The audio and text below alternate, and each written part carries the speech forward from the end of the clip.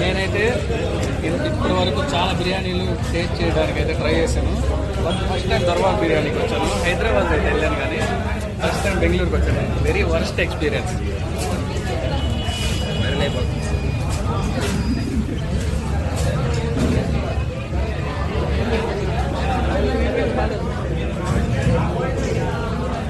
అసలు మెయింటెనెన్సే లేదు.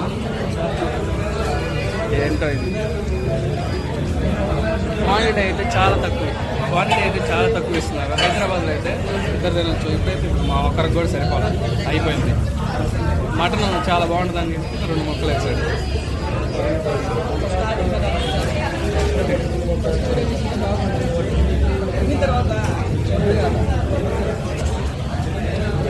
ఇందాకే వీడియో తీద్దాం అనుకున్నా ఇక్కడ చాలా మంది ఉన్నారు, తీలాపోయా, అందుకని